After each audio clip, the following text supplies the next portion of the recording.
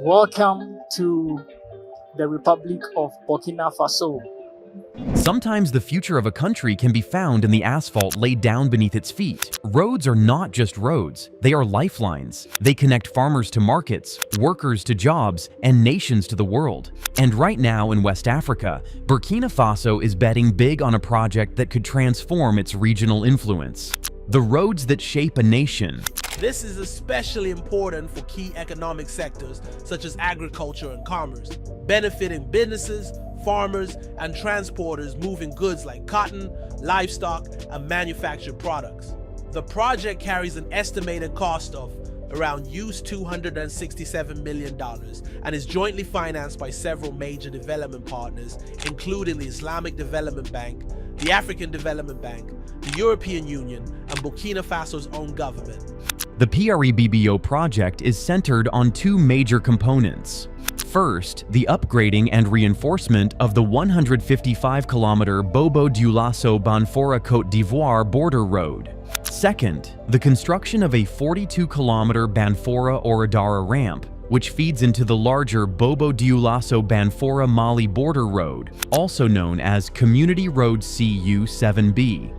These are not secondary back roads. The Bobo-Dioulasso to Côte d'Ivoire corridor is a powerhouse route. It funnels goods from Burkina Faso's second city directly into Côte d'Ivoire's port of Abidjan, one of the busiest in West Africa. Trucks carry everything from cotton and mangoes grown in the Hautes-Bassin and Cascades regions to manufactured products headed toward international markets.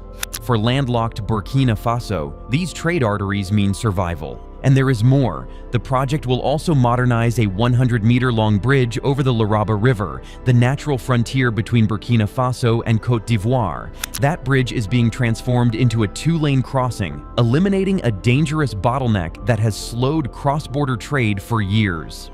On top of that, 8 kilometers of urban roads are being built in Bobo-Dioulasso, 10 kilometers of paved stretches in 5 municipalities, and 50 kilometers of rural tracks designed to connect smaller farming communities. To regulate heavy transport, a weighing and tolling station is planned at Penny. Why it matters for trade. Burkina Faso has long struggled with transport costs. Every extra day a truck spends waiting at a border or crawling along a broken road eats into profits. For traders in Bobo-Dioulasso or farmers in Banfora, that delay can mean the difference between making a sale or losing everything. The Banfora-Ouattara ramp is expected to be a direct solution. By creating a faster route toward Mali and Niger, it shortens the journey for goods traveling north and east, while also opening a smoother pathway south to the Ivorian coast. That's not just theory. It's based on regional trade data reported by the African Development Bank and the Islamic Development Bank.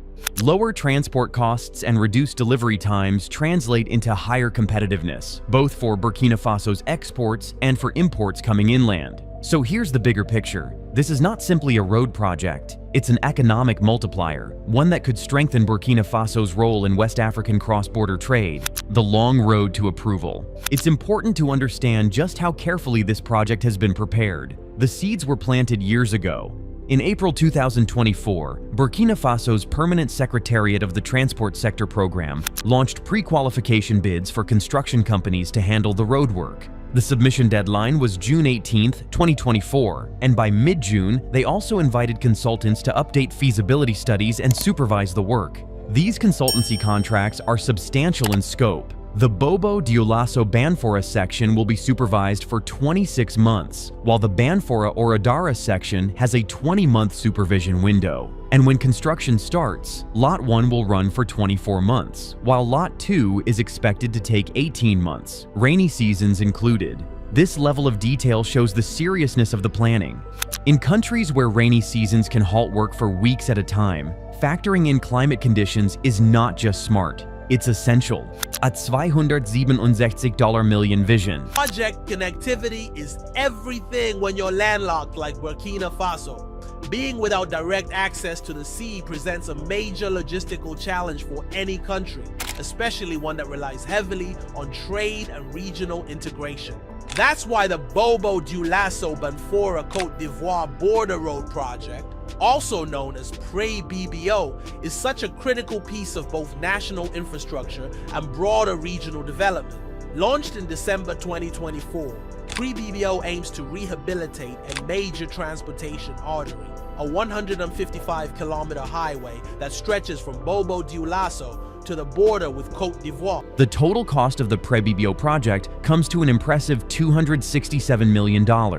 And here's where the financial influence becomes clear. This is not just a Burkina Faso project. It is a multinational undertaking backed by some of the most important financial institutions in Africa and beyond. Funding has been pooled from the Islamic Development Bank, the European Union, the government of Burkina Faso, and crucially, the African Development Bank. In late November 2024, the AFDB approved a massive $90 million loan to Burkina Faso to push this project forward. And that wasn't all. On the very same day, the AFDB approved an $80 million loan to Mali for a parallel road project on its side of the border with Côte d'Ivoire. Together, these two initiatives are being executed under the Multinational Community Road Interconnection and Transport Facilitation Program, Phase 1. That title might sound bureaucratic, but its aim is bold: to knit West Africa's economies closer together through better roads and faster trade. Mali's Mirror Project. Goods and services between Burkina Faso and the Ivorian coast. But the project doesn't stop there. In addition to the highway rehabilitation, the initiative also involves the construction of a brand new 42-kilometer road linking Banfora to Ouattara. This new stretch is expected to ease access between important secondary towns and improve internal mobility. Now let's turn to Mali, because the story doesn't end in Burkina Faso. On Mali's side of the frontier, a complementary project is being launched: the Bougouni-Garalo-Manankoro-Côte d'Ivoire border road scheme, which spans 119 kilometers. This route is no less strategic. It connects Bamako, Mali's capital, to Côte d'Ivoire's port of San Pedro, the country's second-largest seaport. For landlocked Mali, this corridor is a lifeline. Under Lot 1, Mali will upgrade and asphalt 45 kilometers between Bougouni and Garalo. Lot 2 covers 37 kilometers from Garalo to Fulalaba, while Lot 3 completes the final 32 kilometers from Fulalaba to Manankoro and the Ivorian border. Financing for these later sections is still being finalized by the West African Development Bank, the Islamic Development Bank, and the West African Economic and Monetary Union. One particularly important element is the creation of a joint border control post at Manankoro, which will drastically cut customs delays between Mali and Côte d'Ivoire. And like Burkina Faso's project, Mali's includes investments in local infrastructure: 10 kilometers of urban roads in Bougouni, Garalo, and Manankoro, plus 90 kilometers of rural tracks to link surrounding communities. Oversight is being handled by Mali's Ministry of Transport and Infrastructure. The timeline ahead. Bienvenue Ouagadougou. Welcome to Ouagadougou, the capital city of Burkina Faso. So when will all this actually come to life? According to the latest official documents, both the Burkina Faso and Mali projects are scheduled to take effect by May 2025 and reach completion by December 2030.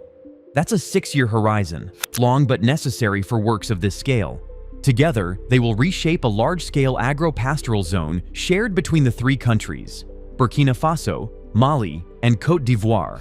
This area is home to about 4.5 million people, or 6.3% of the combined population of these nations. For them, new roads don't just mean faster trade. They mean easier access to hospitals, schools, and markets that were once distant and unreachable. A regional transformation in motion. Furthermore, the project includes a full modernization of a crucial 100-meter bridge spanning the Leraba River, a key crossing point that has long needed attention. These upgrades are expected to have far-reaching economic impacts. They will drastically reduce travel times, lower vehicle operating costs, and significantly improve trade flows between Burkina Faso and Côte d'Ivoire.